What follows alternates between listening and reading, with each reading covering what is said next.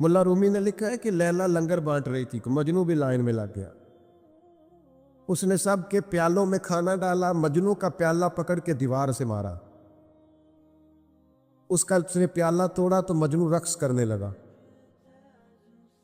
तो लोग कहने लगे तू पागल तो नहीं, सबको लंगर मिला है, तुझे झिड़कियां, सबके प्यालों में खाना आया है, तेरा टूट गया किरची और तौहीन की तेरी का जा दफा हो जा, प्याला भी तोड़ दिया, तू रक्स कर रहा है। कहने लगा तुम समझे नहीं, मेरे साथ वो सलूक नहीं करती जो सबके साथ कर देंगे। मेरे साथ जरा अंदाज निराला है कि जो हमारे साथ जरा सलूक हट के हुआ है ना, वो किसी ने कहा था कि उल्टी ही चाल चलते हैं दीवान गाने, कोई उल्टी ही चाल चलते हैं दीवान गाने, आंखों को बंद करते हैं पर दीदार के लिए।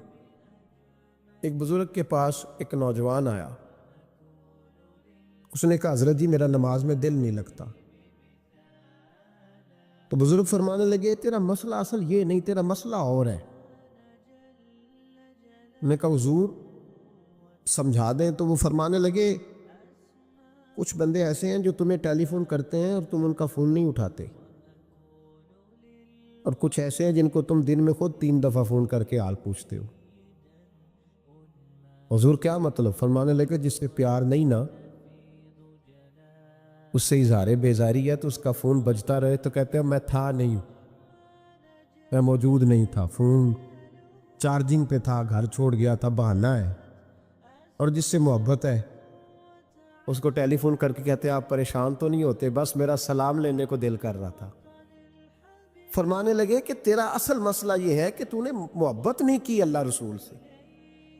अगर तेरा खुदा रसूल से प्यार होता तो ये जुमला कैसे आता कि नमाज को दिल नहीं करता? फिर तो तेरा तहज्जुद को भी दिल करता, फिर तो तेरा हर वक्त कुरान पाक सीने से चिमटाए रखने को दिल करता, इसलिए कि तेरा मकसूद अल्लाह की ज़ात होती। क्योंकि मकसूद दुनियादारी है, मकसूद दौलत बना लिया माज़अल्लाह, मकसूद एक रंग बना लिया है, उसका नुकसान कौम उठा रही है। नुकसान रिश्तों में, नातों में हुस्न नहीं रहा, प्यार नहीं रहा, तरतीब नहीं रही। एक नॉर्वे से दोस्त ने फ़ोन किया, मुझे कहने लगे आप बड़ी तकरीरें करते हैं, कोई हमारे हक़ में भी कर दो। तो मैंने कहा कि आपको क्या है?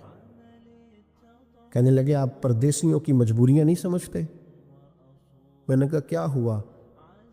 कहने लगे हज़रत जी शिकवा है कि हमारे अपने हमें जब भी फ़ोन करते हैं वो ये नहीं पूछते कि शाम का खाना खाया है कि नहीं खाया, वो कहते हैं शादी आ गई है तो जल्दी करो, पैसे भेज दो, फटाफट करो। कहते हैं कभी किसी ने हमसे हमारा हाल ही नहीं पूछा, कभी किसी ने ये गौर ही नहीं किया कि वो परदेश में गया है और शाला परदेसी कोई भी न थी वे, कख जिना तो पारे ताड़ी मार उड़ाना बाहू असी आप ही उड़न हारे। तो तैयार बैठे, हाल ही कोई नहीं परदेश में।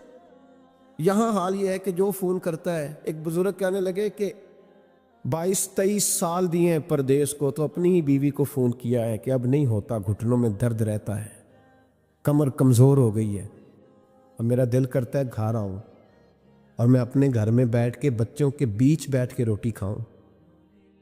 आसाब कमज़ोर हो गए, दिल की धड़कन तेज़ रहती, पता नहीं कब वक्त आ जाए। तो कहते हैं मेरी बीवी जिसे मेरे दुख सुख का साथी होना चाहिए, वो कहती है चले 3-4 साल और लगा लें फिर आ जाना। ओ भाई, क्या उस शख्स के साथ क्या ताल्लुक़ है? उसका भाई उसे फ़ोन करता है तो कहता है मैं पैसे दे दूंगा, जब आओ ना तो एक मोबाइल ज़रूर ले आना। उसको लोग फ़ोन करते हैं, राब्ता करते हैं कि जनाब वो एक छोटी सी चीज़, वो मैं पैसे दे दूंगा। तो पैसे देने हैं तो यहाँ से कौन सी चीज़ नहीं मिलती? सिर्फ फरमाइशें, लोगों के साथ ताल्लुक़ सिर्फ जेब का, रिश्ता सिर्फ जो है वो ताल्लुक़ सिर्फ इस चीज़ का कि वो आदमी एक ATM मशीन है तो फटाफट कार्ड डालो ताकि आपके हिस्से के पैसे निकल आए। ये मिजाज इसने नुकसान किया है, दरारें पड़ गई हैं, हालात बिगड़ गए हैं। मेरे नबी करीम सैयद आलम सल्लल्लाहु ताला अलैहि वसल्लम ने रिश्तों को जो वक़ार दिया, तो इमाम गज़ाली रहमतुल्लाह ताला अलैह ने लिखा है मुकाशिफतुल कुलूब में فرماتے ہیں کچھ لوگ قیامت کے قریب آئیں گے جن کے نبی پاک صلی اللہ علیہ وسلم نے نشاندہی کی ہے، ان کے پاس کوئی شخص نہ بیٹھے ورنہ اس کا دل کالا ہو جائے گا۔ کہا حضور وہ کون سے؟ تو فرمانے لگے نبی پاک نے کچھ لوگ بتائے ہیں، ان کے پاس نہیں بیٹھنا۔ کون سے؟ مصطفیٰ کریم نے فرمایا یحبون الدنیا وینسون الآخرہ، جو دنیا کو سے پیار کرنے لگے اور آخرت کو بھول جائیں۔ امام صاحب فرماتے ہیں ان سے دور رہنا، دل کالا ہو جائے گا۔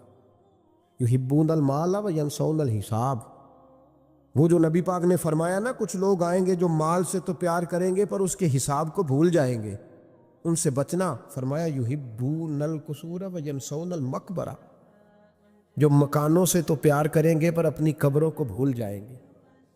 اور فرمایا ان لوگوں سے بھی بچ کے رہنا، ان سے بھی پرہیز کرنا کہ جو لوگ یحبون الخلق وینسون الخالق، جو لوگ مخلوق سے تو پیار کریں گے، بندوں سے بڑا پیار کریں گے لیکن اپنے رب کو بھول جائیں گے، ان لوگوں سے بھی بچیں۔ ایسے لوگوں سے نبی پاک صلی اللہ علیہ وسلم نے نشاندہی کی، ان سے بچیں۔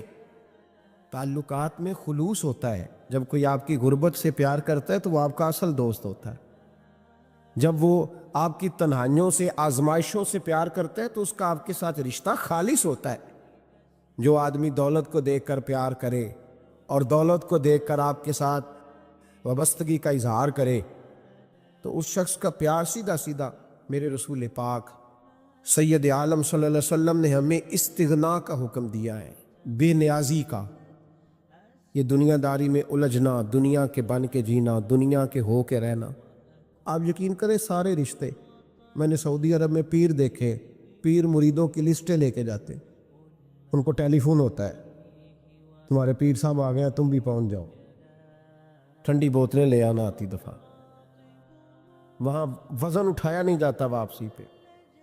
ہمارے کئی سنگی ناراض ہو گئے، حضرت آپ آتے ہیں تو آپ بتاتے نہیں، تو میں کہتا ہوں یہاں بھی یہی کام کرنا ہے، ہم تو اپنے گناہوں کی معافی لینے آئے، تو ہم جس کام آئے ہمیں کرنے دو، کیوں الجھاتے ہو؟ وہاں جا کے بھی جہاں خالصتاً انسان کا رجوع اللہ کا وقت ہے، وہاں بھی وہی حالات پیدا ہو گئے، ہر طرف دنیا داری۔ اور یہ پیروں کی بات کرتا ہوں تو آپ بڑے مسکراتے ہیں، میں نے بڑے بڑے مفت خورے دیکھے ہیں، بڑے بڑے، یہ ہر طبقے میں ہوتے ہیں، ہر طبقے میں۔ ایک صاحب مجھے ایئرپورٹ پہ ملے، کہنے لگے جی کتنے دن رہا ہوں، ماشاءاللہ ایک دن بھی روٹی جیب سے نہیں کھائی۔ میں نے کہا بڑے کامیاب ہو کے آ رہے ہیں آپ، یہ تو بات باعث فخر ہے، جا کے کسی اخبار میں فوٹو چھپاؤ۔ کہنے لگے جی بڑے دوست، بڑے سنگی، بڑے بد، کوئی ادھر سے کوئی چیز لے کے آ رہا ہے ادھر سے۔ تو میں نے کہا یہ کوئی فخر والی بات ہے، کوئی بتانے والی بات ہے؟ تلہ کی بڑا ہے جی، یہ مفت خوری کا مزاج، اور توجہ رکھنا کہ اب اس سے مجھے کیا مل سکتا ہے، اور اگر کوئی نہیں لے کے آیا واپس گیا تو شکوہ کرنا، دیکھو چل کے آ گیا، اس کو خبر ہی نہیں کہ جاتے دفعہ چلو بندہ 6 بوتلیں لے جائے، کیا فرق پڑتا ہے؟ یہ کمزور ذیل ہے، یہ دنیا داری ہے، یہ نفس پرستی ہے، یہ پیسے کی غلامی ہے۔ میرے نبی پاک صلی اللہ علیہ وسلم نے فرمایا جو رب کے بندے ہوں گے ان کے قیامت کے دن چہرے چمک رہے ہوں گے۔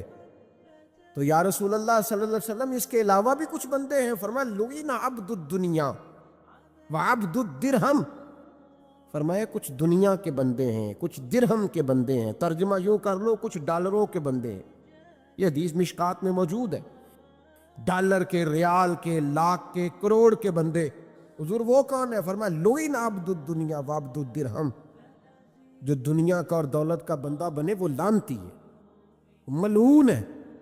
یہ خدا کا بندہ رہا ہی نہیں، یہ پیسوں کا بندہ بن گیا ہے، دولت کا بندہ بن گیا ہے، اس کا معیار بدل گیا ہے۔ حضرت سالم بن عبداللہ بن عمر، حضرت عمر فاروق کے پوتے تھے، کعبے کا طواف کر رہے تھے، طواف مکمل ہوا، 8واں استلام کر کے مقام ابراہیم کے پاس نماز پڑھنے لگے تو خلیفہ وقت کا آ گیا، گورنر۔ السلام علیکم کے بعد اس نے فوراً بات چھیڑی، کہنے لگا حضور کوئی حکم ہو تو بتائیے گا۔ تو آپ کہنے لگے تو بڑا ہی بیوقوف ہے یار، تجھے کس نے گورنر بنایا؟ بڑا تو بیوقوف ہے، تجھے تو سلیقہ ہی نہیں بات کرنے۔ کہا حضور کیا ہوا؟ فرمانے لگے خدا کے گھر میں آ کے اور کعبے کے سامنے کھڑے ہو کے میں بندوں سے سوال کروں، یہاں آ کے بھی بندوں سے مانگوں، تو بڑا ہی بیوقوف ہے، سامنے اس کا گھر ہے، سامنے اس کا گھر ہے بیت اللہ اور حجر اسود اور مقام ابراہیم اور مقام ملتزم، اور یہاں بھی میں بندوں سے مانگوں؟ کہتا ہے مجھے بھی کبھی کسی نے ڈانٹا نہیں تھا، میرے بھی پیروں تک پسینہ نکل گیا، تو میں مسجد الحرام سے باہر نکل کے، یوں سمجھ لیں کہ جب لوگ باب عبدالعزیز سے یا باب فہد سے باہر آ جاتے، کہتے ہیں باہر نکل کے نا میں کھڑا ہو گیا، میں نے کہا چلو فارغ ہو کے آتے ہیں تو بات کرتا ہوں۔ حضرت فارغ ہو کے آئے تو میں نے کہا حضور اب تو بیت اللہ سامنے نہیں، اب بھی کوئی سوال کرے؟ تو فرمانے لگے اچھا ضروری ہے؟ کہا حضور ضروری ہے۔ تو فرمانے لگے چل پہلے بتا، تجھ سے دین مانگوں کہ دنیا مانگوں؟ بول۔ تو کہنے لگا حضور میرے پاس تو دنیا ہی ہے، دین تو آپ کے پاس ہے۔ جب یہ جواب دیا تو حضرت سالم چلنے لگے، اور چلتے چلتے فرمانے لگے جا اپنا کام کر، دنیا تو میں نے اس سے کبھی نہیں مانگی جس نے دنیا بنائی ہے، میں نے اس سے نہیں کبھی مانگی، تو تو کیا حیثیت رکھتا ہے؟ میں نے تو اس سے بھی جب بھی مانگا ہے یا اس کا قرب مانگا ہے یا اس کے رسول کی غلامی مانگی ہے، تو اس سے نہیں مانگتا جس نے بنائی ہے، تو کیا دے سکتا ہے؟ تیری کیا حیثیت ہے؟ تو بھائی ان لوگوں نے قریب پھٹکنے نہیں دیا، ان کے قریب یہ چیز آئی نہیں، بے نیاز لوگ تھے، توجہ ہی نہیں تھی۔ حضرت محبوب سبحانی غوث اعظم شیخ عبد القادر جیلانی رضی اللہ تعالیٰ عنہ، آپ ایک کاروبار بھی کرتے تھے، تو آپ کا کچھ مال آ رہا تھا جہاز کے ذریعے، ایک بندے نے خبر دی کان میں حضور جہاز ڈوب گیا، فرمانے لگے الحمدللہ الحمدللہ۔ ڈوب گیا جناب، یہاں جہاز ڈوب جائے تو بندہ بھی ڈوب جاتا ہے۔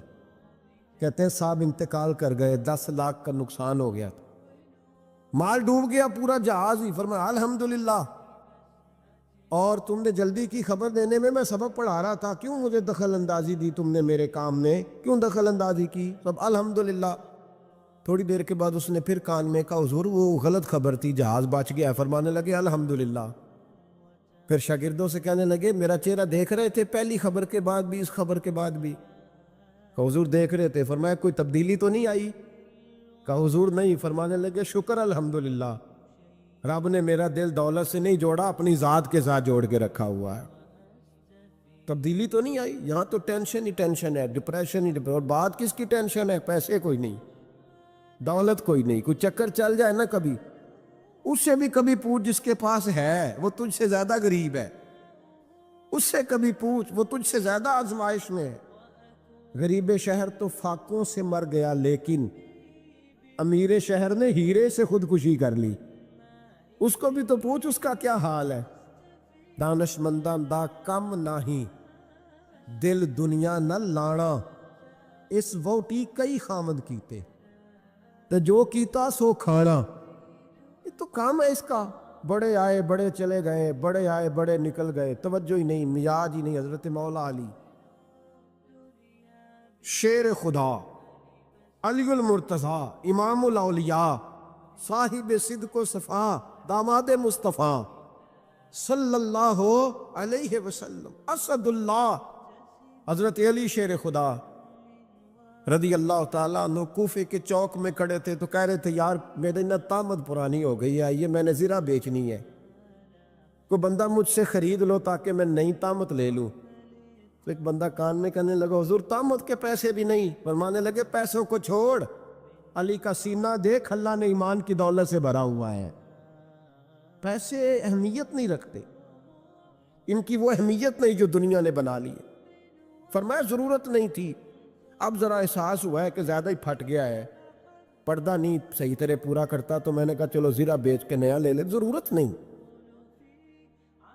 مزاج نہیں، طبیعت نہیں، انہوں نے ماحول نہیں بنایا۔ ہمارے تو حد ہو گئی، اتنا بری حالت ہے کہ ناقابل برداشت۔ حضرت عمر فاروق رضی اللہ تعالیٰ عنہ صحابہ نے مسجد نبوی میں بیٹھ کے میٹنگ کی، عمر کی تنخواہ بڑی تھوڑی ہے مال غنیمت میں سے، اب تو عمر کے پوتے بھی ہیں، نواسے بھی ہیں، رشتہ داریاں بھی ہیں، تعلق بڑھ گئے ہیں، اور عمر فاروق بوڑھے بھی ہو گئے۔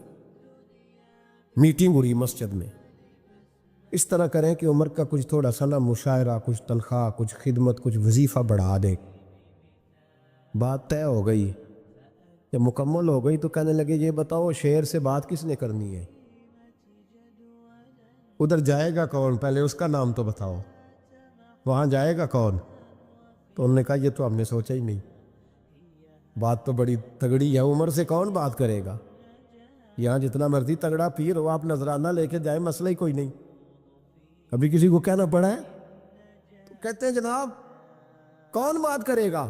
تو ایک صحابی کہنے لگے کہ حضرت عمر رضی اللہ تعالیٰ عنہ کی جو صاحبزادی ہیں نا، حضرت حفصہ رضی اللہ تعالیٰ عنہ، وہ ام المومنین بھی ہیں، حضور علیہ السلام کی زوجہ ہیں، مومنوں کی ماں ہیں، ان سے کہتے ہیں، اور ان کے والد بھی ہیں۔ تو حضرت حفصہ سے کہا تو جناب حفصہ چل کے گئیں حضرت عمر کے پاس، جا کے کہا ابا جی ایک بات کرنی تھی۔ انہوں نے کہا بیٹے کرو، تو ان کو بھی پتا تھا نا جاہو جلال کا۔ کہنے لگے ابا جی مسجد نبوی میں صحابہ کی میٹنگ ہوئی ہے، ایک ہی محلے میں ایک ہی شہر میں لوگ رہتے ہیں تو ایک دوسروں کی خرچوں کا ضروریات کا پتہ ہے۔ کہتی ہے میں نے پس منظر سارا کر کے بات کی، میں نے کہا سب کو پتہ ہے کہ آپ کے خرچے بڑے بڑھ گئے ہیں، تو مجھے نا انہوں نے حضور کی زوجہ سمجھ کے، قابل احترام سمجھ کے میری ذمہ لگایا ہے کہ تھوڑے سے پیسے آپ کے بڑھانے ہیں۔ تو حضرت عمر فاروق رضی اللہ تعالیٰ عنہ کی صاحبزادی کہتے ہیں عمر کو اتنا جلال آیا کہ اٹھ کے کھڑے ہو گئے، کہنے لگے حفصہ ان لوگوں کے نام بتا، میں انہیں دروں سے ماروں گا، اور اس طرح ماروں گا کہ ان کی کمر پہ نشان پڑے، ان کی کمروں پہ نشان پڑے، اس انداز میں درے ماروں گا کہ مجھے زخم نظر آئیں۔ کہا ابا جی اتنا جلال کس بات کا، سادی سی بات ہے۔ تو سیدنا عمر فاروق رو پڑے، کہنے لگے سادی سی بات ہے، میرے لیے مسجد نبوی میں بیٹھ کر میٹنگ ہوتی رہی کہ عمر کو دولت دینی ہے، لوگوں نے یہ مجھے سمجھ لیا ہے، مسجد نبوی میں بیٹھ کر میرے لیے یہ میٹنگ ہوتی رہی کہ عمر کو پیسے دینے ہیں، اس کو دولت کے ساتھ ہم نے نواز رہا، مسجد نبوی میں میرے لیے کس کو یہ جرت ہوئی؟ فرمایا حفصہ کاش کہ تو میرے پاس پیغام لے کے نہ آتی، کوئی اور آتا اور پھر میں اسے دروں سے مارتا۔ حضرت حفصہ کہتی ہے میں خاموش ہوئی تو میری طرف دیکھ کے فرمانے لگے بتا نا، تو نبی پاک کے گھر میں رہتی تھی، میرے مصطفیٰ کا طریقہ کیا تھا، کرنا بات اس طریقے پہ میرے ساتھ گفتگو کر۔ تو حضرت حفصہ کہتی میں رو پڑی، میں نے کہا ابا جی غلطی ہو گئی، آئندہ نہیں کروں گی۔ بھائی معیار بنایا ہوا تھا، آپ یقین کریں ہمارے تعلقات آپ شادی پہ دیکھ لیں، جو غریب رشتہ دار ہے اسے کون منانے جاتا ہے، لیکن ساری برادری کٹھی اس کے دروازے پہ بیٹھی ہے، جس نے آنا ہے تو کچھ لے کے آنا ہے، ہر چیز دولت میں تلے گی، معیار ہی دولت بن گیا ہے، مقصود ہی دولت بن گیا ہے۔ اس پیسے نے، اس دنیا داری نے، دنیا دار پجاری زردے کتےاں دے گل ٹلی ہو، اتنا سخت رویہ لوگوں نے اپنا لیا، رشتوں کا تقدس نہیں رہا۔ ایک مجلس میں میں نے ایسا رنگ بھی دیکھا، ایک ایسا شخص جسے میں ذاتی طور پہ جانتا ہوں کہ عالم بھی ہے، پرہیزگار بھی ہے، نیک بھی ہے، وہ بھی بیٹھا تھا اور اس کے ساتھ ایک سیٹھ بھی بیٹھا تھا، لیکن جو لوگوں کا عقیدت کا رشتہ اس درویش کے ساتھ ہونا چاہیے تھا وہ سیٹھ کے ساتھ تھا۔ تو میں غور کر رہا تھا کہ یار قوم کا ذہن کس طرح کا ہو گیا، صرف اس کے ہاتھ میں پیسے، صرف دولت مند ہے، اس آدمی کی درویشی بھی گئی، علم بھی گیا، تقوی بھی گیا، صرف پیسے نہیں ہے اس کے پاس تو وہ کونے میں لگا ہوا ہے، اور اس سے لوگ بچ بچ کے سلام۔ اور میں کہا کرتا ہوں عقیدت کا پتہ چلتا ہی تب ہے جب اجتماع ہوتا ہے، اکیلے درویش بیٹھے ہیں تو سب جھک کے سلام لیتے ہیں، اور جب وہ 2 MNA کے بیچ، 3 MPA کے بیچ، 5-7 سیٹھوں کے بیچ بیٹھے گا، پھر تیری عقیدت کا پتہ چلے گا، پھر پتہ چلے گا تیرا اللہ کے بندے سے رشتہ کس طرح کا ہے اور دولت کے بندے کے ساتھ رشتہ کس طرح۔ ہمارے رویوں کے اندر یہ فرق ہے کہ ہم اس وقت آدمی کو تولتے ہیں کہ اس کے پاس دولت کس طرح کی ہے۔ قرآن مجید فرقان حمید آپ دیکھیے تو سورہ بقرہ میں سے جو آیہ کریمہ میں نے آج تلاوت کی ہے خطبے میں، اس میں اللہ تعالیٰ نے فرمایا ام تریدون ان تسألوا رسولکم کما سئل موسیٰ من قبل، کیا تم میرے نبی پاک علیہ السلام سے بھی اسی طرح ہی سوال کرنا چاہتے ہو جس طرح حضرت موسیٰ کی قوم نے ان سے کیے تھے؟ جس طرح پہلے حضرت موسیٰ علیہ السلام سے سوال کیا گیا تھا، تم بھی میرے رسول سے اسی طرح سوال کرنے کا ارادہ رکھتے ہو؟ کبھی بنی اسرائیل والوں نے کہا کہ ہمیں پتھر سے پانی نکال کے دیا جائے، کبھی کہا کہ ہمیں کھانا من و سلوا دیا جائے، کبھی کہا کہ ہم اس وقت مانیں گے جب رب کو اعلانیہ دیکھ لیں گے۔ کیا تم میرے رسول سے بھی اسی طرح ہی سوال جواب کرنا چاہتے ہو؟ ضرورت کے لیے سوال ضرور کریں۔ یہ پہلا ہی سپارہ ہے۔ حضرت موسیٰ علیہ السلام کا زمانہ مبارکہ ہے۔ ایک شخص نے اپنے کزن کو، اپنے چچا کے بیٹے کو، چچا زاد کو قتل کر دیا اور خود ہی اس کا مدعی بن کے حضرت موسیٰ کے پاس آیا کہ بتائیے جناب میرے اس بھائی کو کس نے قتل کیا ہے؟ حضرت موسیٰ نے ایک سادی سی بات کی، کیا فرمایا؟ وَإِذْ قَالَ مُوسَىٰ لِقَوْمِهِ إِنَّ اللَّهَ يَأْمُرُكُمْ أَن تَذْبَحُوا بَقَرَةً۔ حضرت موسیٰ علیہ السلام نے اپنی قوم سے کہا کہ اللہ تمہیں حکم دیتا ہے کہ ایک گائے ذبح کرو۔ گائے کا کچھ حصہ مقتول کو مارو، وہ خود اٹھ کے بتا دے گا مجھے کس نے قتل کیا ہے۔ یہ پہلا سپارہ ہے قرآن مجید کا، آپ اس کو دیکھ لیں۔ یہ آیت نمبر 67 سے شروع ہو رہا ہے۔ تو اب وہ چونکہ ذبح کرنا نہیں چاہ رہا تھا، اس کو پتا تھا کہ مجرم تو میں خود ہوں، وہ ذبح چونکہ کرنا نہیں چاہ رہا تھا، اس سے کہا کہ مارو ایک حصہ گائے کا، اس کو تو یہ اٹھ کے بتا دے گا۔ تو اس نے جواب کیا دیا؟ قالوا اتتخذون ہزوا، یعنی لگا آپ میرے ساتھ مذاق کرتے ہیں، کبھی ایسا بھی ہوا ہے؟ قال اعوذ باللہ ان اکون من الجاہلین۔ حضرت موسیٰ علیہ السلام فرمانے لگے میں اللہ کی پناہ مانگتا ہوں میں جاہلوں میں سے ہو جاؤں۔ ہر وقت مذاق کرتے رہنا یہ تو جاہلوں کا طریقہ ہے۔ کن کا ہے؟ حضرت موسیٰ نے کہا ہے، قرآن پاک ہے۔ ہر وقت مذاق کرتے رہنا، خوش طبعی اور چیز ہے، مسکراتے رہنا، لیکن کسی کا مذاق ہر وقت اڑاتے رہنا کن کا طریقہ ہے؟ جاہلوں کا۔ جب کہا نہیں ذبح کرنی ہے تو اب ذرا دیکھیے کرنا نہیں نہ چاہ رہے۔ قالوا ادع لنا ربک یبین لنا ما ہی، کہنے لگے اے موسیٰ پھر آپ نہ رب سے دعا کریں کہ وہ ذرا کھول کے بتائے وہ گائیں کس طرح کی ہو۔ ارادہ نہیں نہ ذبح کرنے کا، آپ دعا کریں۔ قال انہ یقول انہا بقرۃ لا فارض ولا بکر، فرمایا کہ رب کہتا ہے وہ گائے نہ بوڑھی ہو نہ زیادہ بچیا ہو، اوان بین ذالک، ان کے درمیان ہو، یعنی جوان گائے ہو۔ فافعلوا ما تؤمرون، کرو جس کا تمہیں حکم دیا جا رہا ہے۔ قالوا ادع لنا ربک یبین لنا ما لونھا، لو اگلی بات سن لو، کہنے لگے آپ دعا کریں رب سے کہ وہ کھول کے بتائے اس کا رنگ کس طرح کا ہو، رنگ بتائیں کس طرح کا ہو۔ قال انہ یقول انہا بقرۃ صفراء، فرمایا رب فرماتا ہے کہ صفراء رنگ کی ہو، یعنی گہرے زرد رنگ کی ہو۔ یہ رب فرماتا ہے اس طرح کی گائے ذبح کرو۔ فاقع لونھا تسر الناظرین، اور جب کوئی اسے دیکھے تو اسے اچھا بھی لگے، آنکھوں کو اچھی لگے وہ گائے، اس طرح کی گائیں ذبح کرو۔ لو اتنی باتیں بتا دی۔ قالوا ادع لنا ربک یبین لنا ما ہی، کہنے لگے نہیں آپ پھر دعا کریں اللہ ذرا کھول کے بتائے گائیں کس طرح کی ہو۔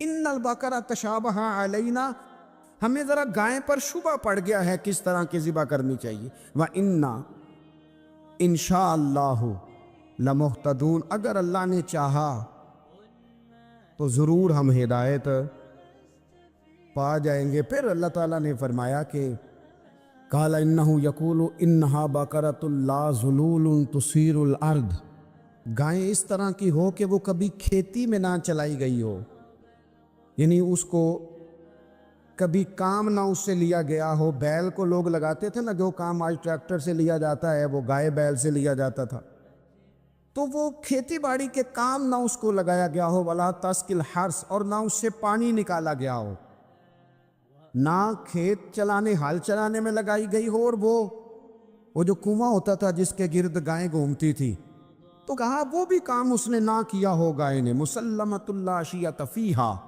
وہ ہر عیب سے پاک ہونی چاہیے۔ قالوا الآن جئت بالحق، اب کہنے لگے اب آپ صحیح بات لے کے آئے ہیں، اب سوال ختم ہو گئے نا۔ کہنے لگے اب آپ بات فذبحوہا، انہوں نے ذبح کر دی۔ وما کادوا یفعلون، پر ایسا کرتے نظر آتے، لگتا نہیں تھا کریں گے ذبح پر ذبح۔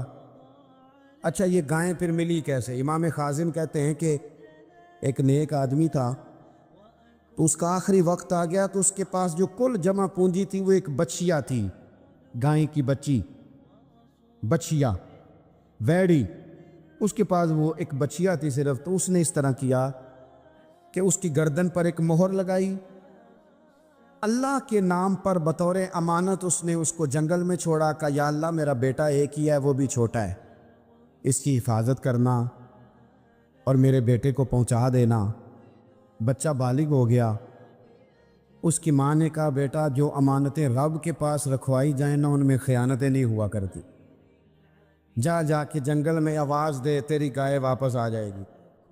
اس نے جا کے جنگل میں آواز دی کہ وہ جو میرے باپ نے امانت رکھوائی تھی وہ کدھر ہے. وہ نشان لگی ہوئی گائیں دوڑتی ہوئی اس کے پاس آئی. واللہ خیر الرازقین. جب رب بندوبست کرے، جب اللہ بندوبست کرے تو پھر معاملہ اور ہوتا ہے. وہ گائے آ گئی. اب اس نے کیا کیا اس نوجوان نے کہ وہ گائے گھر لایا، ماں سے آ کے کہا کہ اماں یہ تو اللہ نے فضل کر دیا. ماں کہنے لگی پتر حالات ہمارے خراب ہیں، منڈی میں لے جا اسے بیچ دے، لیکن سودا میری مرضی کے بغیر طے نہ کرنا. کس کی مرضی کے بغیر؟ کس کی؟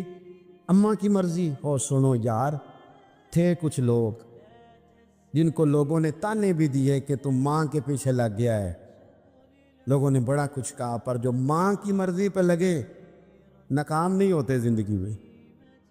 یہ دیکھو ماں کی مرضی پہ لگا. اس کی قیمت کتنی تھی گائے کی؟ بڑی مہنگی تھی، پر 3 دینار کی تھی. منڈی میں لے گیا، 3 دینار اس کی قیمت لگ گئی. تو ماں نے کہا تھا میری مرضی کے بغیر سودا نہ کرنا. اب بچے تو نہیں نہ مانتے، اماں کو کیا پتا باہر بزنس کیا ہے، لین دین کیا ہے. پر ماں نے کہا تھا میری مرضی. بندہ دے رہا ہے اسے 3 دینار. اس نے کہا جی میں نے طے تب کرنا ہے، ڈن تب کرنا ہے، پہلے اماں سے پوچھنا ہے. گھر جا کے اماں سے پوچھا، اماں کہنے لگی دے دے. واپس آیا تو اس نے کہا کہ میں 6 دینار دیتا ہوں پر میری شرط ہے، ماں سے نہیں پوچھنا. اس نے کہا تو 12 بھی دے. ڈن تب بھی ہونا ہے جب اماں نے کہنا ہے. وہ جب اس طرح کی اس نے گفتگو کی، واپس اپنی والدہ کے پاس گئے. کہنے لگے اماں سمجھ نہیں آتی، 3 دینار کی گائیں بندہ 12 میں خریدنے کو تیار ہے، شرط لگاتا ہے کہ اماں سے نہیں پوچھنا. تو والدہ کہنے لگی پتر پہلے اس سے جا کے پوچھ کیا وہ ہے کون، یہ کوئی روحانی معاملہ ہے، کوئی غیبی مدد ہے، پوچھ. اس سے جا کے پوچھا تو وہ کہنے لگا میں تو فرشتہ ہوں اللہ کا، تو نے گائیں بیچنی نہیں اس لیے کہ تیرا باپ بھی نیک ہے، تیری ماں بھی نیک ہے، رب تیرے رزق میں برکت پیدا فرمانا چاہتا ہے. ماں باپ نیک ہونا رزق میں برکت ہو جاتی. ماں باپ نیک ہو، ان کی صالحیت کا اثر پہنچتا ہے بچوں تک. رزق حلال کما کے لانے والے ہوں تو گھر میں برکت ہوتی ہے. جا کے کہا کہ تیرے ماں باپ نیک تھے، اسے نہ بیچنا گائے کو، تو کیا کریں؟ کہنے لگے بنی اسرائیل والے سوال کر کر کے